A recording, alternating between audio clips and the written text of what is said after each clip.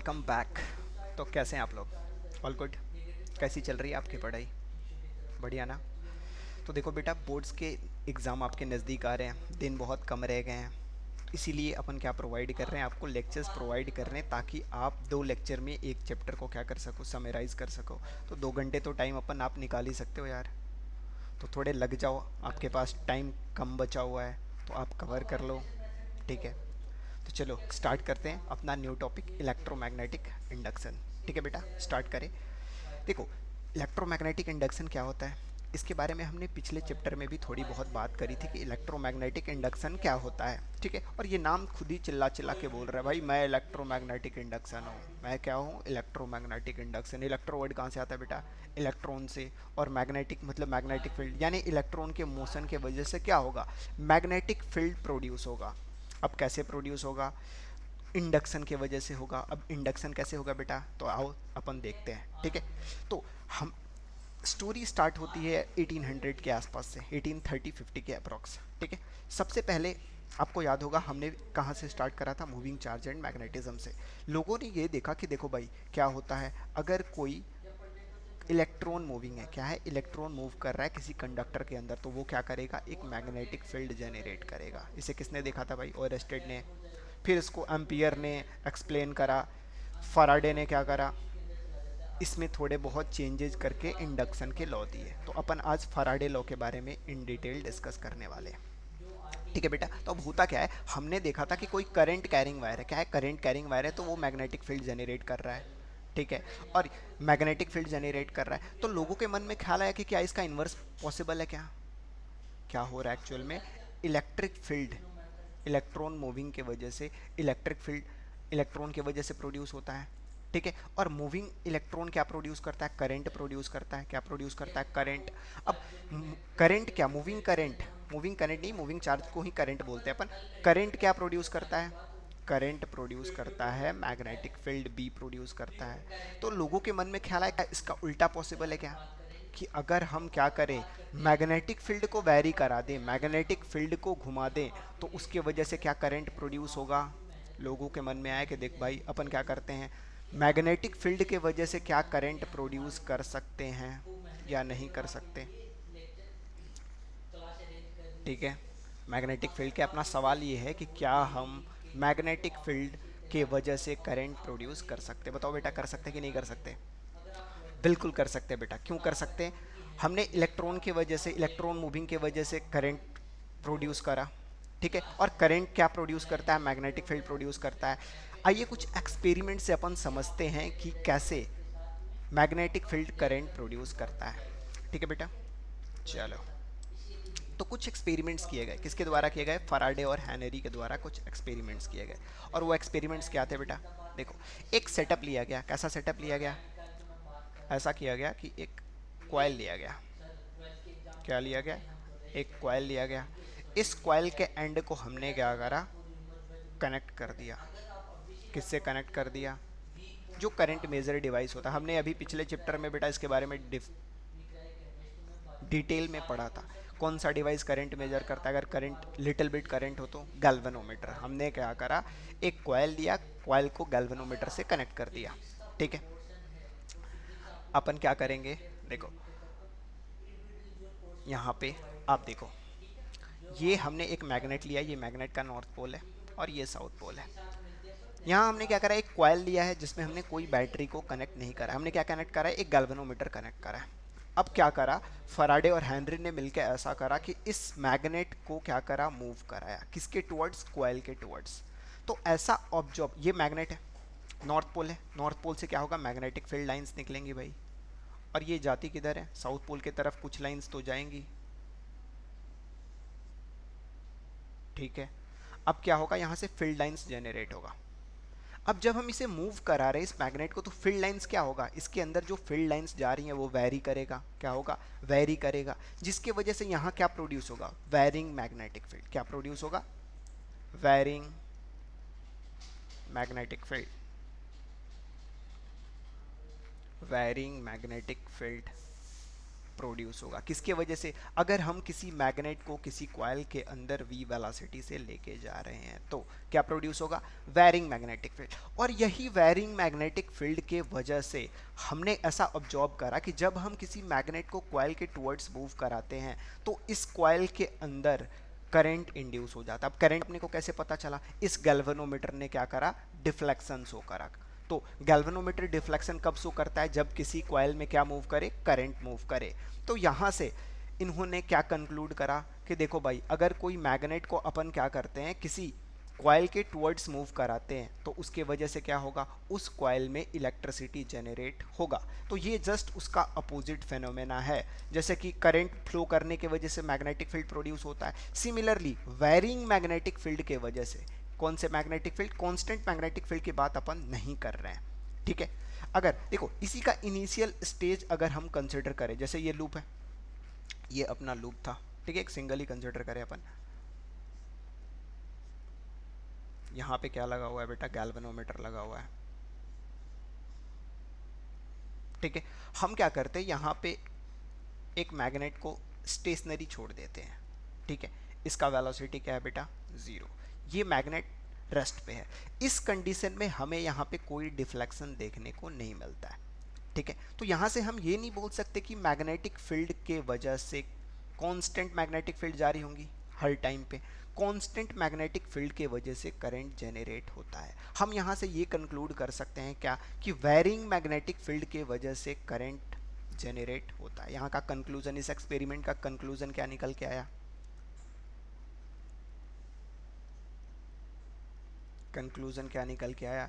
कि varying magnetic field produces current.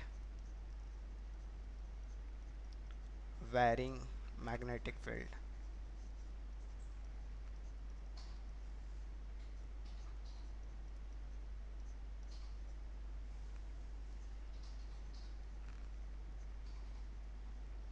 Produces current, ठीक है बेटा, क्लियर है। और ये ऑब्जर्वेशन में हमने किसको मूव कराया था? मैग्नेट को मूव कराया था। अब इन्होंने इसमें थोड़ा सा चेंज करा, इस एक्सपेरिमेंट में इन्होंने थोड़ा सा चेंज करा। अब क्या किया इन्होंने कि देखो, अब मैग्नेट को इन्होंने स्टेशनरी छोड़ दिया। मैग्नेट को क्या करा इन्होंने? स्टेशनरी छोड़ दिया। अब ये जो कॉइल है, अपना जो कॉइल था जिसमें क्या लगा हुआ था बेटा? गैल्वेनोमीटर लगा हुआ था, ठीक है।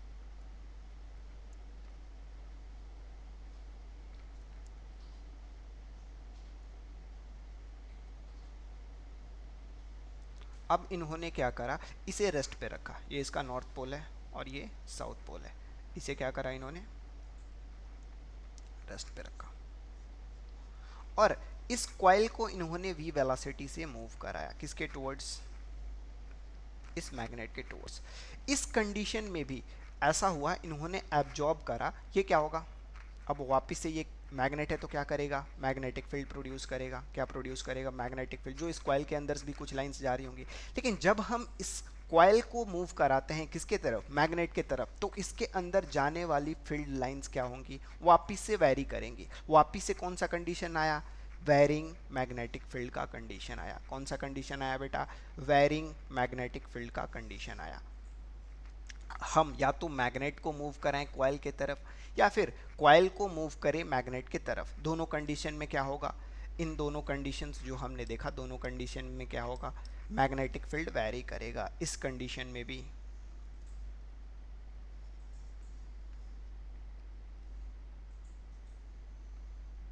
दोनों कंडीशन में क्या हो रहा है बेटा? अपना जो मैग्नेटिक फील्ड है वो क्या हो रहा है? वैरी कर रहा है। और ये इनिशियल कंडीशन था। ये कौन सा कंडीशन था बेटा? अपना इनिशियल कंडीशन था, जब ये कॉइल, ये भी रेस्ट पे था और ये अपना मैग्नेट, दोनों रेस्ट पे था। इस कंडीशन में हमने क्या देखा? No current. हमने क्या देखा? No current. नो करंट क्यों आया भाई? क्योंकि इसमें मैग्नेटिक फील्ड लाइंस जो जा रही हैं वो क्या है? कांस्टेंट है। अगर मैग्नेटिक फील्ड लाइंस कांस्टेंट हो, उसे उस कंडीशन में क्या होगा? अगर मैग्नेटिक फील्ड लाइंस कांस्टेंट हो, यानी मैग्नेटिक फील्ड इक्वल अमाउंट में जा रही है हर टाइम में, तो उसमें कोई करंट फ्लो नहीं करेगा। लेकिन इस दोनों कंडीशन में या तो हमने मैग्नेट को इसके तरफ मूव कराया या फिर कॉइल को मैग्नेट के तरफ मूव कराया, दोनों कंडीशन में हमने क्या देखा कि क्या प्रोड्यूस हो रहा है भाई, करंट प्रोड्यूस हो रहा है। क्या हो रहा है, करंट इज प्रोड्यूस्ड। ये हमने यही लिखा, varying magnetic field produces current. Clear है बेटा, यहाँ तक क्लियर है सबको? चलो, तो ये तो अपने दो एक्सपेरिमेंट्स थे, ठीक है। अब मुझे एक और बात बताओ आप, हमने एक और चीज़ पढ़ी थी, उसके पहले एक और छोटा सा एक्सपेरिमेंट एक और देख लेते हैं अपन। अब क्या करते हैं, हमने एक कॉइल लिया, एक और तीसरा एक्सपेरिमेंट, इन्होंने 3 एक्सपेरिमेंट करे, ठीक है। एक और थर्ड एक्सपेरिमेंट अपन कंसिडर करते हैं। हमने क्या करा, वापस से यहाँ पे हमने एक गैल्वेनोमीटर को लगा दिया भाई। चलो, आपने बोला लगा दो, हमने लगा दिया। हमने क्या करा, गैल्वेनोमीटर लगा दिया। अब यहाँ पे हमने एक दूसरा कॉइल लिया, क्या लिया, एक दूसरा कॉइल लिया, और इस कॉइल को हमने क्या करा बेटा, बैटरी से कनेक्ट कर दिया। किससे कनेक्ट कर दिया, सॉरी, इसको यहाँ तो बैटरी लगेगी ना, हमने बैटरी से कनेक्ट करा ना। चलो, अपन ने क्या करा, इसे हमने बैटरी से कनेक्ट कर दिया। अब क्या होगा, और बैटरी से कनेक्ट करने के साथ साथ हमने एक और चीज़ करी इसमें, हमने एक यहाँ पे इस जगह पे हमने एक इसमें की लगा दी। क्या लगा दिया बेटा, हमने इसमें एक की लगा दिया, की या फिर स्विच लगा दिया, ऐसा समझो। हमने यहाँ पे एक स्विच लगा दिया, ठीक है। अब क्या होता है, अब हम किसी को मूव नहीं करा रहे।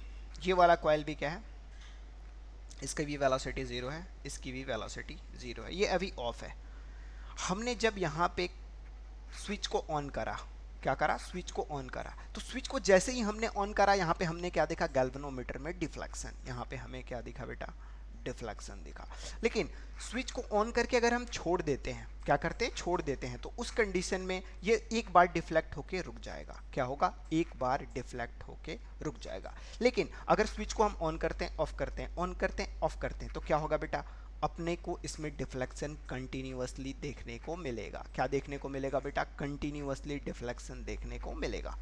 क्लियर है, हमें क्या हो रहा है, डिफ्लेक्शन देखने को मिल रहा है। कब, जब ऑन कर रहे हैं, ऑफ कर रहे हैं। लेकिन ऑन करके छोड़ दे रहे हैं तो क्या हो रहा है, कोई डिफ्लेक्शन देखने को मिल रहा है। ऐसा क्यों हो रहा है बेटा, यहाँ से ऊपर के 2 एक्सपेरिमेंट से हम ऐसा कंक्लूड कर सकते हैं कि वेलोसिटी के वजह से मैग्नेटिक फील्ड प्रोड्यूस हो रहा है, ठीक है। यहाँ से ये दोनों एक्सपेरिमेंट्स हमें क्या देते हैं कि वेलोसिटी अपन दे रहे हैं इस मैग्नेट को और या फिर इस कॉइल को, तो इसकी वजह से मैग्नेटिक फील्ड प्रोड्यूस हो रहा है। लेकिन यहाँ पे हमने वेलोसिटी तो नहीं दी दोनों में से किसी को, लेकिन फिर भी मैग्नेटिक फील्ड प्रोड्यूस हो रहा था। तो ऐसा यहाँ क्या हो रहा था बेटा, जब हम इस कंडक्टर में करंट फ्लो कर रहे थे, जब हमने स्विच को ऑन करा, तो इसके अंदर का जो मैग्नेटिक फील्ड होगा वो क्या होगा बेटा, चेंज होगा। क्या होगा, चेंज होगा। तो यहाँ से कंक्लूजन ये निकल के आता है कि जो डिफ्लेक्शन है वो वेलोसिटी के वजह से नहीं है।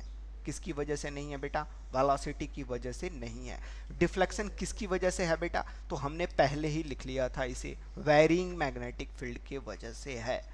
किसकी वजह से है बेटा, वेरिंग मैग्नेटिक फील्ड के वजह से। तो यहाँ पे लोगों ने ये कंक्लूड करा, इन तीनों एक्सपेरिमेंट के बेसिस से ये कंक्लूजन निकल के आया अपना कि किसी भी कॉइल में मैग्नेटिक फील्ड इंड्यूस कब होगा बेटा, तो मैग्नेटिक फील्ड इंड्यूस तब होगा जब करंट इंड्यूस तब होगा जब मैग्नेटिक फील्ड क्या होगा बेटा, वेरी करेगा। अगर मैग्नेटिक फील्ड वेरी करता है तो कॉइल में क्या होगा, करंट इंड्यूस होगा, और इसे ही अपन इलेक्ट्रोमैग्नेटिक इंडक्शन कहते हैं। क्लियर है बेटा, यहाँ तक तीनों एक्सपेरिमेंट्स के रिजल्ट से आप हमने जो कंक्लूड करा आप सबको, चलो ठीक है, ये तो हो गया। अब एक और इम्पोर्टेंट चीज़, डायरेक्शंस की अपन ने बात नहीं करी थी, डायरेक्शंस की भी बात कर लेते हैं।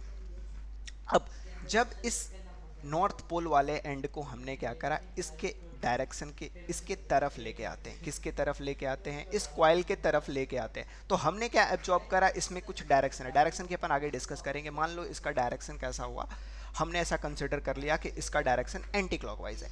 लेकिन अगर इस मैग्नेट को अब हम दूर लेके जाएं, कहाँ लेके जाएं, दूर लेके जाएं, तो इसके अंदर जो करंट प्रोड्यूस होगा, हमने इसको एंटी क्लॉकवाइज खुद से कंसिडर करा है, ऐसा नहीं है कि एंटी क्लॉकवाइज ही होगा, हम आगे डिस्कस करेंगे डायरेक्शंस के बारे में, ठीक है बेटा। तो ये क्या होगा, अपना जो एंटी क्लॉकवाइज होगा नॉर्थ पोल को अगर टुवर्ड्स लेके जा रहे हैं, अगर हम अवे फ्रॉम दी मैग्नेट लेके जाते हैं तो हमने ऐसा ऑब्जर्व करा कि इसका डायरेक्शन चेंज होके क्लॉकवाइज हो जा रहा है। क्या हो जा रहा है? क्लॉकवाइज हो जा रहा है। दूसरा एक और कंक्लूजन यहाँ पे हम कर सकते हैं, नीचे वाले में अपन देख लेते हैं, ऊपर वाले में भी कर सकते हैं, यहाँ से अच्छे से समझ आएगा।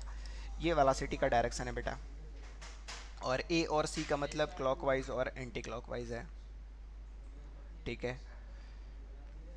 ये V और ये V, अपन A और C नहीं से डॉट क्रॉस से आप लिख लो भाई, जब अपने पास टूल्स हैं तो क्या ज़रूरत है कुछ भी लिखने की, ठीक है। क्लॉकवाइज डायरेक्शन को अपन कैसे डिनोट करते हैं? क्रॉस से। और एंटी क्लॉकवाइज को कैसे डिनोट करते हैं? डॉट से, ठीक है। तो इसमें इस लूप में जो करंट प्रोड्यूस होगा वो क्लॉकवाइज होगा अगर टुवर्ड्स लेके जाते हैं, और अवे लेके जाते हैं तो क्या होगा? एंटी क्लॉकवाइज होगा। अब दूसरी बात कर लें अपन, अगर पोल को चेंज कर दे, हमने क्या करा, इस दूसरे वाले कंडीशन में कंसिडर कर लेते हैं। अगर हमने इसे क्या करा, साउथ पोल कर दिया और इसे क्या कर दिया, नॉर्थ कर दिया। हमने इसके पोल्स को चेंज कर दिया। अब क्या करा, साउथ और नॉर्थ, इसके जगह हमने इसे रिप्लेस करा। तो हमने ये इस कंडीशन में भी हम ये ऑब्जर्व करेंगे कि जो करंट का डायरेक्शन है वो क्या होगा, direction of current change, direction of current changes on changing the polarity, direction of current changes on changing the polarity, changing the polarity। ये सारे क्या है बेटा, ऑब्जॉर्प्शन, हमने जो एब्जॉर्ब करा वो है, ठीक है, हमने जो ऑब्जॉर्ब करा वो है, ठीक है। इसमें हमने क्या देखा कि changing the direction of velocity changes the current. यहाँ से हमने एक और कंक्लूजन क्या निकाल के लाया हम, कि changing the direction of velocity changes the direction of current, changing the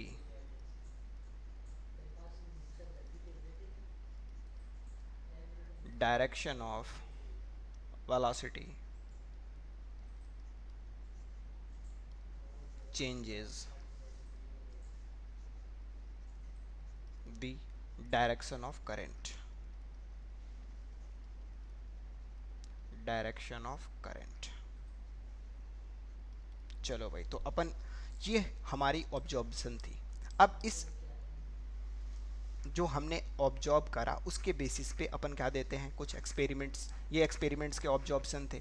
अब इसके बेसिस पे क्या करा, फराडे ने एक लॉ दिया, अपन उसके बारे में आते हैं, ठीक है। सबसे पहले एक बार फिर से रिकॉल कर लेते हैं, हमने क्या देखा कि वेलोसिटी के वजह से करंट इंड्यूस नहीं हो रहा था। किसके वजह से हो रहा था? वेरिंग मैग्नेटिक फील्ड के वजह से हो रहा था, पहला। दूसरा, हमने ये कंक्लूड करा कि डायरेक्शन वेलोसिटी का अगर चेंज करते हैं तो क्या होगा, उसके वजह से करंट, इंड्यूस्ड करंट का डायरेक्शन चेंज होगा, ठीक है। तीसरी बात करें तो changing the direction of polarity also changes the direction of current. अगर हम पोलैरिटी को चेंज करते हैं तो क्या होगा, पोलैरिटी को चेंज करने से भी किसका डायरेक्शन चेंज होगा, इंड्यूस्ड करंट का डायरेक्शन चेंज होगा। ये तीनों एक्सपेरिमेंट्स के अपने कंक्लूजन हैं। अब इस कंक्लूजन के बेसिस पे फराडे ने एक लॉ दिया, ठीक है। इस लॉ के पहले अपन एक और चीज़ डिस्कस कर लेते हैं, मैग्नेटिक फ्लक्स, जो कि हम पहले भी डिस्कस कर चुके हैं बेटा। क्या? मैग्नेटिक फ्लक्स या गॉस लॉ ऑफ मैग्नेटिज्म हमने कल ही के लेक्चर में डिस्कस करा था बेटा। आप अगर नहीं देख रहे हो तो आप एक काम करो, सीरीज़ में देखा करो, क्योंकि सारी चीज़ें एक दूसरे से रिलेटेड है। आप पिछले वाला वीडियो जाके देखो, उसमें हमने क्या करा था, मैग्नेटिक फ्लक्स के बारे में डिस्कस करा था। लेकिन ज़रूरत है तो अपन यहाँ पे इंट्रोड्यूस कर देते हैं, लेकिन इन डिटेल आप जाके वहाँ देख लेना बिल्कुल। मैग्नेटिक फ्लक्स, ठीक है, गॉस लॉ ऑफ मैग्नेटिज्म में हमने इसे एक बार और डिस्कस करा था। मैग्नेटिक फ्लक्स क्या होता है, याद करो, गॉस लॉ याद है, इलेक्ट्रोस्टेट्स में गॉस लॉ क्या होता है, इसे हम किससे डिनोट करते हैं, फाई से। मैग्नेटिक फ्लक्स को कैसे डिनोट करते हैं, फाई बी से। मैग्नेटिक फ्लक्स क्लियर है, मैग्नेटिक फील्ड के वजह से जो फ्लक्स होता है उसे अपन क्या बोलते हैं, मैग्नेटिक फ्लक्स। अब फ्लक्स को कैसे डिफाइन करते हैं, फ्लक्स क्या होता है, number of field lines originating, जितने नंबर ऑफ फील्ड लाइंस होते हैं उसे अपन क्या बोलते हैं, फ्लक्स। और ये फ्लक्स होता किसके इक्वल है, तो अपना फ्लक्स होता है close integral B dot D A के इक्वल, किसके equal, close integral B dot D A के इक्वल। बी क्या होता है बेटा, मैग्नेटिक फील्ड होता है, और डी ए क्या होता है बेटा, एरिया एलिमेंट होता है। अगर यहाँ पे हम बात करें तो देखो, ये जो फील्ड लाइन से नॉर्थ पोल से निकल के जा रही थी, इस पार्टिकुलर कॉइल के एरिया में जा रही थी, तो जितनी फील्ड लाइंस इस पार्टिकुलर एरिया में जा रही हैं, ठीक है, और जो मैग्नेटिक फील्ड है यहाँ पे जो एरिया के साथ एंगल फॉर्म कर रहा है, ठीक है, इन दोनों का अगर हम डॉट प्रोडक्ट लें, किसका, इस एरिया वेक्टर का जहाँ पे मैग्नेटिक फील्ड जा रही है, ये जो सरफेस है, और दूसरा ये मैग्नेटिक फील्ड जो ये प्रोड्यूस कर रहा है, इन दोनों का अपन क्या लें, अगर डॉट प्रोडक्ट लें किसी क्लोज लूप के अंदर, तो वो किसके इक्वल होगा बेटा, वो मैग्नेटिक फ्लक्स के इक्वल होगा। ठीक है, अगर मान लो मैग्नेटिक फील्ड वायरिंग नहीं है, ठीक है, मैग्नेटिक फील्ड वायरिंग नहीं है, तो उस कंडीशन में अपना फाई क्या हो जाता है बेटा, बी, और एरिया अगर हम कांस्टेंट कंसिडर कर ले, पूरे एरिया को अगर इंटीग्रेट कर दे तो A B A cos theta. ठीक है बेटा, जहां पे b क्या होगा अपना, हमने b को क्या कंसिडर करा, कांस्टेंट। ठीक है, a को हमने क्या कंसिडर करा बेटा, कांस्टेंट, एरिया को भी हमने कांस्टेंट कंसिडर करा, उस कंडीशन में flux B A cos theta होगा। क्लियर है। लेकिन यहाँ पे अपना जो कंडीशन हमने कंसिडर करा, क्या यहाँ फ्लक्स कांस्टेंट है बेटा, नहीं, फ्लक्स क्या है, चेंजिंग है। फ्लक्स क्या हो रहा है, चेंज हो रहा है, क्यों, क्योंकि मैग्नेटिक फील्ड लाइंस भी चेंज हो रही हैं टाइम के हिसाब से। ठीक है बेटा, यहाँ तक क्लियर है। चलो अब अपने लॉ पे आ जाते हैं, इन एक्सपेरिमेंट्स के बेसिस पे। देखो बेटा, जो भी अपन फिजिक्स में पढ़ते हैं ना, उनका ओरिजिन दो जगह से है। पहला, जो लॉज आते हैं, पहला उनका ओरिजिन होता है ऑब्जर्वेशन बेसिस पे, जो हम नेचर को ऑब्जर्व करते हैं उसके बेसिस पे अपन लॉ बनाते हैं। ठीक है, और दूसरा जो होता है वो एक्सपेरिमेंटल बेसिस पे आता है। दूसरे कैसे आते हैं, एक्सपेरिमेंटल बेसिस पे। तो ये जो कंक्लूजन यहाँ पे फैराडे ने दिया, किस बेसिस पे दिया, इन तीनों एक्सपेरिमेंट्स को करके इन्होंने कंक्लूड करा। अब क्या कंक्लूड करा बेटा, आ जाओ अपन डिस्कस कर लेते हैं Faraday law of electromagnetic induction, अपना नेक्स्ट टॉपिक है बेटा। चलो, Faraday law of electromagnetic induction क्या कहता है, पल्ले तो पढ़ रहे हैं ना भाई, ऐसा तो नहीं है ऊपर ऊपर से पास हो रहा है, थोड़ा ध्यान से देख लो यार, बहुत इजी वे में हम ट्राई कर रहे हैं आपको एक्सप्लेन करने का चीज़ों को, ताकि आपको समझ आए। चलो, अकॉर्डिंग टू फैराडे लॉ क्या कहता है, when ever the magnetic flux through a circuit changes, अगर किसी सर्किट में मैग्नेटिक फ्लक्स चेंज हो, हमने देखा मैग्नेटिक फ्लक्स क्या होता है, जो फील्ड लाइंस जा रही हैं उनको एरिया के साथ अगर डॉट प्रोडक्ट ले तो अपन क्या मिलेगा, मैग्नेटिक फ्लक्स। तो यहाँ फ्लक्स की बात आ गई, अगर फ्लक्स किसी पार्टिकुलर एरिया से चेंज हो रहा है, नंबर ऑफ फील्ड लाइंस इसमें जो जा रही हैं वो क्या हो रही हैं बेटा, चेंज हो रही हैं, तो उसके वजह से क्या होगा, एक ईएमएफ प्रोड्यूस होगा, इलेक्ट्रोमोटिव फोर्स जेनरेट होगा। ठीक है, whenever magnetic flux through a circuit changes an EMF is induced, एक ईएमएफ क्या हो जाएगा, इंड्यूस्ड हो जाएगा। The magnitude of induced EMF is equal to, अब उसका अपन मैथमेटिकल डिस्क्रिप्शन भी लेते हैं, ये तो थ्योरेटिकल हो गया। मैथमेटिकली उन्होंने बोला कि जो ईएमएफ इसमें प्रोड्यूस होगा, जो करंट इसमें इंड्यूस होगा, वो किसके इक्वल होगा, rate of change of magnetic flux के इक्वल होगा। किसके इक्वल होगा बेटा, rate of change of magnetic flux के इक्वल होगा। ठीक है, तो मैग्नीट्यूड ऑफ ईएमएफ किसके इक्वल होगा, D phi by D T, ये किसके इक्वल होगा, D phi B upon D T. ठीक है बेटा, ईएमएफ को अपन ई से डी नोट कर देते हैं। ये किसके लिए है, कितने टर्न्स होंगे, तो अगर एक टर्न्स हुए तो, ठीक है, टर्न अगर मान लो एन टर्न हो रहे हैं, कितने एन टर्न है लूप में, तो ईएमएफ इंड्यूस्ड ईएमएफ कितना हो जाएगा, N times D phi by D T हो जाएगा। कितना हो जाएगा बेटा, N times D phi upon D T हो जाएगा। The induced EMF creates and induce current, ये ईएमएफ क्या होता है, वही वोल्टेज होता है, याद है करंट इलेक्ट्रिसिटी में आपने देखा था। बैटरी के बारे में जब हमने डिस्कस करा था, वहाँ हमने ईएमएफ पढ़ा था, रेजिस्टेंस उसका इंक्लूड करके, इंटरनल रेजिस्टेंस और उसको इंक्लूड करके अपन क्या बोलते हैं, वोल्टेज बोलते हैं। ठीक है, ईएमएफ प्लस इंटरनल रेजिस्टेंस को हमने क्या बोला था, इलेक्ट्रोमोटिव फोर्स बोला था, ईएमएफ बोला था। ठीक है, तो इंड्यूस्ड ईएमएफ क्या होगा, इंटरनल रेजिस्टेंस। ठीक है, इंटरनल रेजिस्टेंस को अगर वोल्टेज से अपन घटा दे तो यह आ जाएगा। ठीक है, तो अपन क्या करेंगे, अगर हमें करंट कैलकुलेट करना है, ईएमएफ एक्चुअली वोल्टेज ही होता है, तो अपन क्या करेंगे, रेजिस्टेंस से डिवाइड कर देंगे। कौन सा रेजिस्टेंस, नेट रेजिस्टेंस। तो अपना करंट यहाँ से निकल के कितना आ जाता है बेटा, induced EMF divided by resistance, I किसके इक्वल आ गया, 1 अपॉन आर, क्योंकि हमें पता है वी इक्वल्स टू क्या होता है बेटा, आई आर। तो अपना आई किसके इक्वल आ जाएगा बेटा, V अपॉन R। और V किसके इक्विवेलेंट है बेटा यहाँ पे? V इक्विवेलेंट है EMF के इक्विवेलेंट है यहाँ पे। V अपॉन R नहीं, सिर्फ V। ठीक है, ये जो V है, सिर्फ V जो है वो किसके इक्विवेलेंट है? EMF के इक्विवेलेंट है। ठीक है, तो यहाँ से हम क्या कैलकुलेट कर सकते हैं बेटा? फैराडे लॉ का यूज़ करके अपन कैलकुलेट कर सकते हैं करंट, कितना करंट उस कॉइल में इंड्यूस होगा। ठीक है बेटा, अब थोड़ी सी और डिस्कशन कर लेते हैं। अपन इसको अगर पुट करें यहाँ पे, ठीक है, थोड़ी बहुत स्पेस है तो अपन कर ही लेते हैं थोड़ी चीज़ें और। देखो बेटा, अब अगर हम बात करें ईएमएफ की, तो ईएमएफ किसके इक्वल होता है बेटा? D phi by D D, rate of change of magnetic flux. ठीक है, मैग्नेटिक फ्लक्स को हमने क्या लिखा था बेटा? D of close integral B dot D A, यही लिखा था ना बेटा? B dot D A upon D T. ठीक है, चलो अब अपन क्या कर सकते हैं? अगर मान लो मैग्नेटिक फील्ड वैरिंग हो, क्या हो? मैग्नेटिक फील्ड वैरिंग हो, तो वैरिंग मैग्नेटिक फील्ड भी क्या प्रोड्यूस करेगा? ईएमएफ प्रोड्यूस करेगा। उसके साथ साथ अगर एरिया भी वैरिंग हो, क्या हो? एरिया भी वैरिंग हो तो वो भी क्या प्रोड्यूस करेगा? ईएमएफ प्रोड्यूस करेगा। क्लियर है बेटा? तो अगर हम बात करें ईएमएफ किस किस चीज़ पे डिपेंड करता है, इलेक्ट्रोमोटिव फोर्स या फिर करंट जो इंड्यूस होगा, दोनों किन किन फैक्टर्स पे डिपेंड करेगा? तो पहला, वैरिंग मैग्नेटिक फील्ड पे डिपेंड करेगा।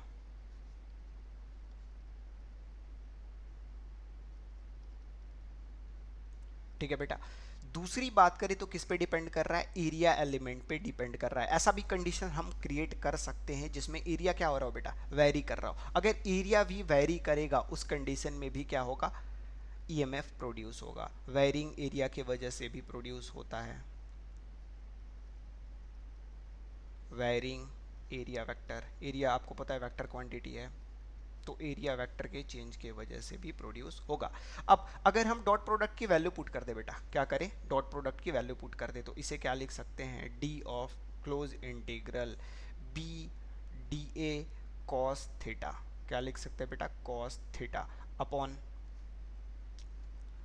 D T. ठीक है, अब आ जाओ कॉस थीटा। ऐसा भी तो कंडीशन पॉसिबल है ना कि एंगल चेंज हो रहा हो हर टाइम पे। एरिया वेक्टर और मैग्नेटिक फील्ड के बीच का एंगल अगर चेंज हो रहा हो तो भी ईएमएफ क्या होगा? उसके अंदर इंड्यूस होगा। तो तीसरा कंडीशन अपना क्या आ गया? Changing angle, change in angle. और किसके किसके बीच का एंगल बेटा? तो change in angle between B and A. अगर मैग्नेटिक फील्ड और एरिया वेक्टर के बीच में भी एरिया, अगर मान लो मैग्नेटिक फील्ड और एरिया के बीच में अगर एंगल चेंज हो रहा है तो उसके वजह से भी क्या प्रोड्यूस होगा? ईएमएफ प्रोड्यूस होगा और करंट उसके अंदर इंड्यूस होगा। ठीक है बेटा, अब अपन इसे सॉल्व करना हो, क्वेश्चंस आपसे कैसे पूछे जाएंगे? तो क्वेश्चंस ऐसे पूछे जा सकते हैं कि बी वैरी कर रहा हो तो आप क्या करेंगे? आपको डिफरेंशिएशन तो आती है ना, u इंटू वी वाला फॉर्मूला अपन अप्लाई करेंगे, b को कांस्टेंट रखेंगे और क्या करेंगे? एरिया के टर्म्स में डिफरेंशिएट कर देंगे। अगर एरिया कांस्टेंट हो तो एरिया को कांस्टेंट रखेंगे, अपन क्या करेंगे? उसके रेस्पेक्ट में डिफरेंशिएट कर देंगे। यहाँ पे स्पेस है थोड़ा सा और अपन देख ही लेते हैं बेटा, यहाँ और थोड़ी सी चीज़ें देख लेते हैं। अगर मान लो क्या हो, b क्या हो अपना? कांस्टेंट हो, थीटा क्या हो बेटा?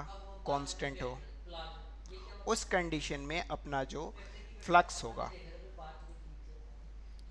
क्या? इंड्यूस्ड ईएमएफ होगा। इंड्यूस्ड ईएमएफ की बात कर रहे हैं ना अपन, इंड्यूस्ड ईएमएफ होगा। ईएमएफ किसके इक्वल होता है बेटा?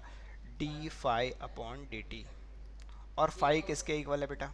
फाई बी डॉट ए के इक्वल है, यानी अपन लिख सकते हैं D of B A cos theta upon D T. तो अपन किसको डिफ्रेंशिएट करने वाले हैं बेटा इसमें? अपन किसे डिफ्रेंशिएट करने वाले हैं? सिर्फ अपन इसमें डिफ्रेंशिएट करेंगे किसे? एरिया को। तो अपन क्या लिख सकते हैं यहाँ पे? B cos theta D A upon D T. ऐसे क्वेश्चंस आपको दिए जा सकते हैं। ये तो पहला कंडीशन हमने केस 1 कंसिडर करा। सिमिलरली सेकंड केस भी हो सकता है। क्या होगा? हमने क्या करा, ए को कांस्टेंट कंसिडर कर लिया, ए को क्या कंसिडर करा हमने, कांस्टेंट कंसिडर करा, और थीटा को भी हमने कांस्टेंट कंसिडर कर लिया। इस कंडीशन में क्या होगा, ईएमएफ कितना होगा, D five by D T. अपने को किसको डिफ्रेंशिएट करना है, सिर्फ बी को, तो अपना कांस्टेंट क्या आ जाएगा, A cos theta into D B upon D T. Clear है बेटा। सिमिलरली थीटा भी वैरी कर सकता है, केस थर्ड आप खुद से कर लेंगे। क्लियर है। ये हमने इसमें दो कंडीशंस कंसिडर कर लिए। आपको ऐसे क्वेश्चंस दिए जा सकते हैं जिसमें क्या हो, मैग्नेटिक फील्ड टाइम का फंक्शन गिवन हो, आपको डिफरेंशिएशन तो आती है ना बेटा। चलो, तो अपना क्या खत्म होता है यहाँ पे, Lenz law, sorry Faraday law अपना यहाँ पे कंप्लीट हो गया। लॉ ऑफ इलेक्ट्रोमैग्नेटिक इंडक्शन इसे ही बोलते हैं अपन। अब बात करते हैं अपन लेंज लॉ की। सेकंड लॉ अपना आता है जिसका नाम क्या है बेटा, लेंज लॉ। अब लेंज लॉ का यूज़ क्या है बेटा, अपन ने तो सब कैलकुलेट कर लिया, मैंने आपको बोला था ना डायरेक्शन की अपन ने बात नहीं करी थी। अब आते हैं, बात किसकी आती है, डायरेक्शन की। तो लेंज लॉ अपने को क्या बताता है, डायरेक्शन बताने में हेल्प करता है, एज वेल एज ये लेंज लॉ जो है ना वो एनर्जी कंजर्वेशन को भी अपने को एक्सप्लेन करता है। क्या करता है, एनर्जी कंजर्वेशन को, कि एनर्जी क्रिएट नहीं हो सकता है और एनर्जी डिस्ट्रॉय नहीं हो सकता। यहाँ पे क्या हुआ, हमने जब इस मैग्नेट को मूव कराया तो इसके अंदर करंट फ्लो हुआ, जिसकी वजह से एनर्जी होगा, भाई इलेक्ट्रॉन मूव कर रहा है तो उसके पास क्या होगा, एनर्जी होगा, तो एनर्जी क्रिएट हो गया ना, जो कि तो law of conservation of energy को ये तो गलत साबित कर देता है भैया स्टेटमेंट। तो लेंज ने उसको एक्सप्लेन करा कि देख भाई एक्चुअल में होता क्या है, और अपना जो यहाँ का एनर्जी है वो क्या रहेगा, कंजर्व रहने वाला है। हमने एनर्जी, कोई एनर्जी क्रिएट नहीं करी है। क्लियर है बेटा।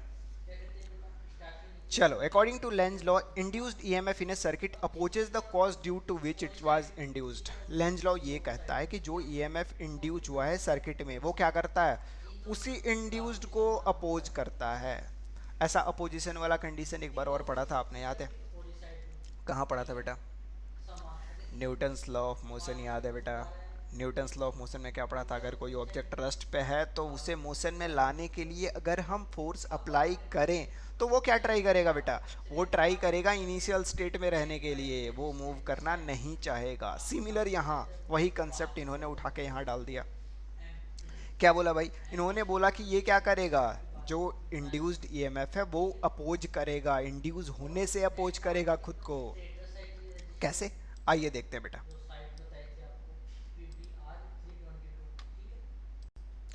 तो बेटा हमने क्या देखा था, हमने देखा था फैराडे ने किसको एक्सप्लेन करा था, अगर हम किसी मैग्नेट को मूव कराते हैं, किधर, किसी मैग्नेट को अगर हम मूव कराते हैं तो वो क्या करता है, किसी कॉइल के अंदर करंट जेनरेट करता है और उसके वजह से एक ईएमएफ आता है, और उस ईएमएफ को हमने देखा था, वो ईएमएफ किसके इक्वल होता है बेटा, वो ईएमएफ होता है चेंज इन मैग्नेटिक फ्लक्स के equal, D five by D T. अलग अलग कंडीशंस हमने डिस्कस कर लिया था।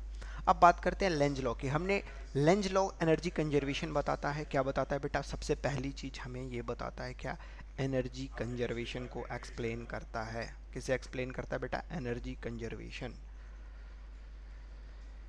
एनर्जी कंजर्वेशन के साथ साथ ये हमें दूसरी चीज़ बताता है, डायरेक्शन ऑफ करंट। क्या बताता है बेटा, डायरेक्शन ऑफ करंट। अपन देखते हैं अब हम करंट के डायरेक्शन को कैसे बता सकते हैं लेंज लॉ के हेल्प से।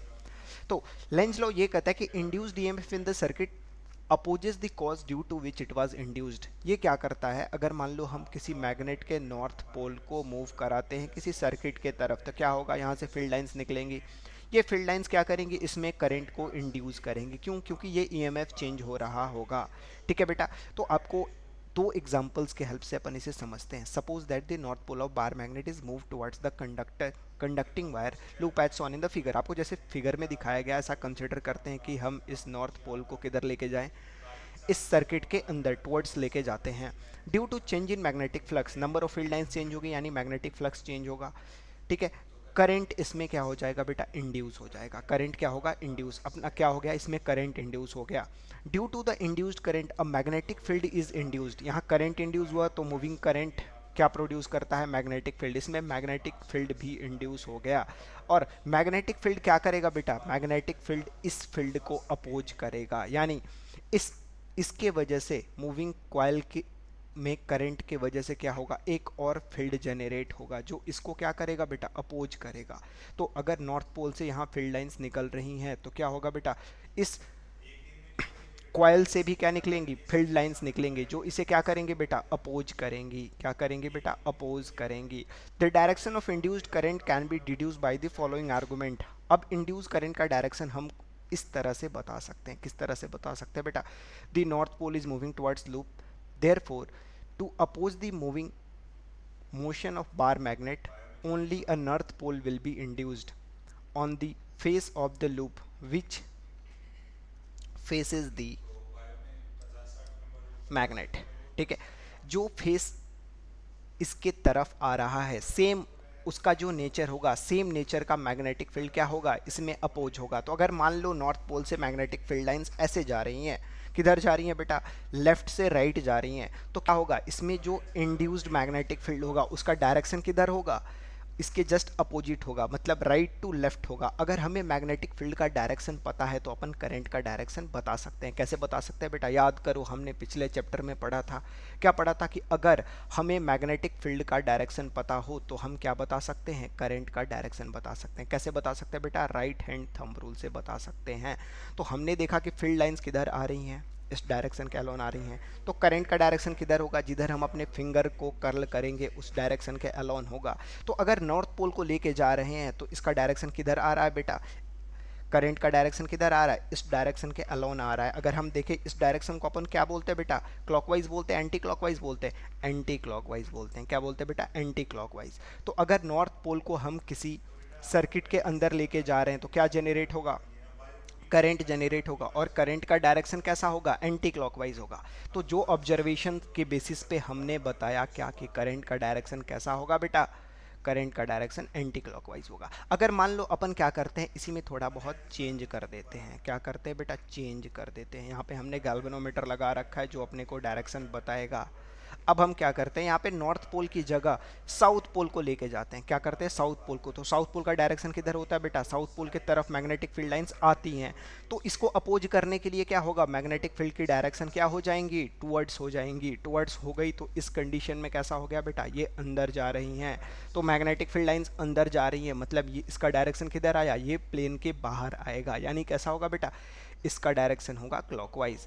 तो हमने जो एक्सपेरिमेंट से देखा था उसको हमने क्या किया बेटा, हमने उसको फॉर्मुलेट कर दिया। हमने नहीं करा था बेटा, मैंने नहीं करा था, बिल्कुल इसे किसने करा था, लेंज ने करा था। लेंज ने क्या बताया कि जो इंड्यूस्ड करंट होगा वो उसको अपोज करेगा। क्लियर है। एक दूसरे एग्जाम्पल से आओ बेटा समझते हैं इसे, हम डायरेक्शन कैसे बता सकते हैं। एक रेक्टेंगुलर लूप को लेते हैं, ABCD आपको फिगर में दिख रहा है यहाँ सामने। ABCD हमने एक रेक्टेंगुलर लूप लिया बेटा, ABCD। आपको मैग्नेटिक फील्ड दिख रही है, किस डायरेक्शन के अलोन आ रही है बेटा, मैग्नेटिक फील्ड अंदर के तरफ जा रहा है। मैग्नेटिक फील्ड का डायरेक्शन किधर है, ये पेन आपको दिख रहा है, पेन का अंदर वाला पार्ट, ये समझो प्लेन के अंदर है मैग्नेटिक फील्ड। तो उसके वजह से अब इसमें जो करंट आएगा वो कैसा आएगा बेटा, अगर हम किसी कॉइल को इसमें मूव कराते हैं, मैग्नेटिक फील्ड को हमने यूनिफॉर्म कर दिया, रोक दिया। अब हम इसे मूव जब तक नहीं कराएंगे तब तक इसमें करंट जनरेट नहीं होगा। लेकिन जैसे ही इस कॉइल को हम मूव कराते हैं इस फील्ड में, इसमें क्या होगा, करंट इंड्यूस हो जाएगा। और वो करंट का डायरेक्शन किधर होगा बेटा, करंट का डायरेक्शन किधर होगा, मैग्नेटिक फील्ड के परपेंडिकुलर होगा। और कैसे बताएंगे, देखेंगे आप, perpendicular to the plane of the paper as the loop is dragged out of the field. जैसे ही हम इस लूप को इस फील्ड से बाहर निकालेंगे, flux associated with loop decreases. हम इसे क्या कर रहे हैं, इसे दूर लेके जा रहे हैं। दूर लेके जाने से क्या होगा, डिस्टेंस इंक्रीज होगा, तो मैग्नेटिक फील्ड लाइंस उसके अंदर जाने वाली क्या होंगी, कम हो जाएंगी। और मूविंग है, मूविंग के वजह से क्या होगा, करंट इंड्यूस होगा और लूप में करंट इंड्यूस होगा। किस तरह से होगा, कुछ इस सेंस में होगा कि फ्लक्स को वो क्या कर रहा होगा, डिक्रीज कर रहा होगा। For this happens the magnetic field due to induced current in the loop must be directed into the plane of the paper. इसके लिए जो मैग्नेटिक फील्ड का डायरेक्शन जो इंड्यूस होगा, ये किधर आ रहा है बेटा, अंदर आ रहा है, तो ये किधर आएगा बेटा, बाहर आएगा। और बाहर आएगा तो कैसा होगा, अगर मान लो बाहर आ रही हैं फील्ड लाइंस, फील्ड लाइंस बाहर आ रही हैं, तो फील्ड लाइंस अगर बाहर आ रही हैं तो करंट फील्ड लाइंस के डायरेक्शन में हमने क्या करा, थंब के डायरेक्शन को कर लिया। तो इस कंडीशन में हमें क्या देखने को मिलेगा बेटा, हमें मिलेगा जिस डायरेक्शन में फिंगर्स हमारे घूम रहे हैं वो डायरेक्शन किसका होगा, करंट का होगा। तो इस कंडीशन में उसके जस्ट अपोजिट डायरेक्शन में अगर हम कंसिडर करें तो हमें आंसर में क्या आएगा बेटा, क्लॉकवाइज आएगा। क्या आएगा बेटा, क्लॉकवाइज आएगा। इसी बेसिस पे एक क्वेश्चन देखते हैं। Magnetic field is increasing into the plane, अंदर जा रहे हैं तो मैग्नेटिक फील्ड क्या हो रहा है, प्लेन में इंक्रीज कर रहा है। अगर मैग्नेटिक फील्ड इंक्रीज कर रहा है तो डिफाइन द डेफिनेट रेडियस का हमने एक लूप लेके इसके अंदर लेके गए। Find the direction of current in the coil, current, इसमें करंट का डायरेक्शन आपसे पूछ रहा है क्या होगा। ठीक है, हम अंदर लेके जा रहे हैं, मैग्नेटिक फील्ड लाइंस क्या हो रही है, इंक्रीज हो रही हैं। जब हम इस कॉइल को, ये अपना प्लेन समझो क्या है, मैग्नेटिक फील्ड है परपेंडिकुलरली, और परपेंडिकुलर किधर है, अंदर की तरफ है। जैसे जैसे अंदर जाएंगे मैग्नेटिक फील्ड लाइंस क्या होंगी बेटा, इंक्रीज होंगी। तो मैग्नेटिक फ्लक्स क्या होगा बेटा, इंक्रीज होगा, तो उसमें करंट क्या हो जाएगा, इंड्यूस हो जाएगा। अब डायरेक्शन कैसे बताएंगे, अपन क्या करेंगे, फिंगर को अंदर की तरफ जाने पे बढ़ रहा है तो अंदर की तरफ कर्ल करेंगे, जिसकी वजह से ये डायरेक्शन हमें किसका बताएगा बेटा, ये डायरेक्शन हमें क्या बताएगा, करंट का डायरेक्शन बताएगा। और करंट का डायरेक्शन अपने को कैसा दिख रहा है, अगर मैग्नेटिक फील्ड अंदर की तरफ है तो इंड्यूस्ड मैग्नेटिक फील्ड किधर होगा बेटा, बाहर की तरफ होगा। अगर इंड्यूस्ड मैग्नेटिक फील्ड बाहर की तरफ होगा तो करंट का डायरेक्शन कैसा होगा बेटा, इस डायरेक्शन के अलोन होगा। और इस डायरेक्शन को अपन क्या बोलते हैं बेटा, एंटी क्लॉकवाइज। तो डायरेक्शन कैसा हो गया बेटा, एंटी क्लॉकवाइज। क्लियर है बेटा। चलो अब बात करते हैं अपना आज का लास्ट टॉपिक, मोशनल ईएमएफ। ठीक है, induced EMF due to motion of conductor in magnetic field. किसी कंडक्टर को अगर मैग्नेटिक फील्ड में अपन मूव कराएं, क्या करें, किसी कंडक्टर को अगर मैग्नेटिक फील्ड में, कोई वायर है मान लो, इसके अंदर करंट फ्लो कर रहा है, इसको अपन क्या कर रहे हैं, मैग्नेटिक फील्ड में वी वेलोसिटी से मान लो हम मूव करा रहे हैं, तो इसकी वजह से इसमें जो करंट इंड्यूस होगा वो कैसे कैलकुलेट करेंगे बेटा, तो देखेंगे। Suppose a conductor is moving with velocity b in uniform magnetic field, we take a small element dp। यहाँ पे आपको फिगर में दिख रहा होगा, हमने क्या करा, एक छोटा सा एलिमेंट pq कंसिडर करा, जिसका वैल्यू किसके इक्वल है, dl लेंथ का हमने एक छोटा सा एलिमेंट लिया। इंड्यूस्ड ईएमएफ का डायरेक्शन अपन कैसे बताते हैं, लेंज लॉ के हेल्प से अपन डायरेक्शन बता सकते हैं, लेकिन वैल्यू कैसे बताएंगे, ईएमएफ का वैल्यू होगा B V cross B dot D L. पहले हम वेलोसिटी और मैग्नेटिक फील्ड का क्या लेंगे बेटा, क्रॉस प्रोडक्ट लेंगे। तो दो नंबर का क्रॉस प्रोडक्ट क्या होता है, ए बी साइन थीटा। और फिर क्या करेंगे, डी एल एलिमेंट के साथ इसका डॉट प्रोडक्ट लेंगे, तो वापिस से क्या आ जाएगा बेटा, डी एल कॉस अल्फा। ठीक है बेटा, तो ये अपना क्या आएगा, इंड्यूस्ड ईएमएफ आएगा, जो किसके इक्वल होगा बेटा, चेंज इन पोटेंशियल के इक्वल होगा, इसके पोटेंशियल डिफरेंस के इक्वल होगा। ऐसा हम कंसिडर करें कि इसका रेजिस्टेंस अगर नेग्लिजिबल है तो पोटेंशियल डिफरेंस ही अपना क्या होता है, ईएमएफ होता है। ठीक है बेटा। अब थीटा किसके किसके बीच का एंगल है, वी और बी के बीच का एंगल क्या है बेटा, थीटा है। और ये वी और बी का जो डायरेक्शन देगा वो हमें किसका डायरेक्शन देगा बेटा, फोर्स का। और फोर्स का अगर डीएल के साथ हम क्या लेते हैं बेटा, डॉट प्रोडक्ट लेते हैं, तो हमें क्या मिलेगा बेटा, पोटेंशियल मिलेगा। तो जो अल्फा एंगल है, अल्फा किसके किसके बीच का एंगल है, एलिमेंट डीएल एलिमेंट और फोर्स के बीच का एंगल है। और थीटा किसके किसके बीच का एंगल है बेटा, वेलोसिटी और मैग्नेटिक फील्ड के बीच का एंगल है। तो थीटा और अल्फा में आप बिल्कुल कंफ्यूज नहीं होंगे। चलो अपन बात करते हैं एक क्वेश्चन की। एक मेटल रॉड है जिसका लेंथ कितना गिवन है बेटा, एल इक्वस टू गिवन है 1.5 मीटर। 1.5 मीटर लेंथ का एक रॉड है जो कि रोटेट कर रहा है, one of the end is vertical plane at right angle. Theta का वैल्यू कितना गिवन है बेटा, 90 डिग्री गिवन है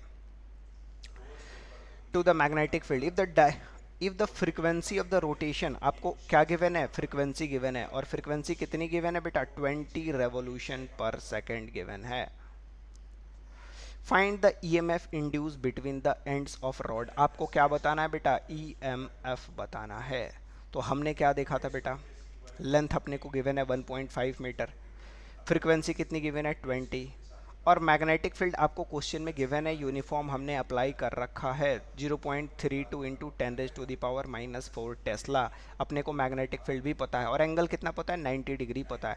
तो angular velocity of the rod कितना हो जाएगा बेटा, हमें अपने को फ्रीक्वेंसी गिवन है तो वेलोसिटी कैसे कैलकुलेट करेंगे, 2 से मल्टीप्लाई कर देंगे। हमने 2 से मल्टीप्लाई करके क्या कैलकुलेट कर लिया बेटा, वेलोसिटी कैलकुलेट कर लिया। अपने को क्या पता चल गया, वेलोसिटी।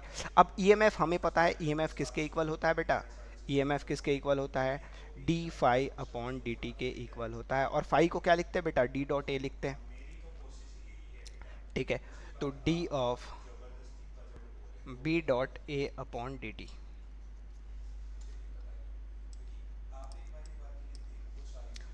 ठीक है, बी बी का वैल्यू क्या है बेटा, कांस्टेंट है। अपन यहाँ से क्या लिख सकते हैं, ये किसके इक्वल हो जाएगा, D A upon D T. Change in area, upon area को क्या लिखते हैं बेटा, एरिया को क्या लिखते हैं, लेंथ इनटू ब्रेथ लिखते हैं। क्या लिखते हैं, length into breadth. D times L into B upon D T. यहाँ पे क्या चेंज हो रहा है बेटा, उसका लेंथ चेंज हो रहा है, ब्रेथ चेंज हो रहा है, तो B into L D B upon D T के इक्वल आ जाएगा। बी क्या है, इस बी को आप स्मॉल बी कंसिडर कर लो, ये क्या है बेटा, ब्रेथ है, और D B upon D T ही क्या होता है बेटा, वेलोसिटी होता है। Rate of change of breath क्या होता है बेटा, वेलोसिटी होता है। तो इसको क्या लिख सकते हैं, B into L into V. अपने को बी का वैल्यू पता है 0.32 इंटू 10⁻⁻⁴, ठीक है। अपने को दूसरी वैल्यू क्या पता है, लेंथ पता है। लेंथ क्वेश्चन में कितना गिवन है बेटा, 1.5 मीटर, तो 1.5 हो गया। और हमने वेलोसिटी कैलकुलेट कर लिया, कितना कैलकुलेट करा था बेटा, 20 इंटू 2 पाई। तो यहाँ पे क्या हो जाएगा, 20 इंटू 2 पाई। अपन इसको कैलकुलेट करेंगे तो इसकी वैल्यू कितनी आएगी, इसकी वैल्यू आएगी 4.5 इंटू 10⁻³ वोल्ट। ठीक है बेटा, क्लियर है। तो ये अपना हमने क्या कैलकुलेट कर लिया, हमने कैलकुलेट कर लिया ईएमएफ कितना इंड्यूस होगा। क्लियर है बेटा। तो यहीं अपने लेक्चर को एंड करते हैं। आने वाले लेक्चर में अपन डिस्कस करने वाले हैं इंडक्शन के बारे में, सेल्फ इंडक्शन और म्यूचुअल इंडक्शन। बस यही दो टॉपिक्स अपने इस चैप्टर के रह गए हैं। तो नेक्स्ट क्लास में आप हमारे साथ बने रहिए। वीडियो कैसी लगी मुझे कमेंट बॉक्स में ज़रूर बताएं आप, और चैनल को लाइक करें, सब्सक्राइब करें, और वीडियो को जितने आपके दोस्त हैं जो भी बोर्ड्स के लिए प्रिपेयर कर रहे हैं उनसे शेयर करें। ठीक है बेटा, मिलते हैं फिर अपने नेक्स्ट एपिसोड में। Okay, thank you.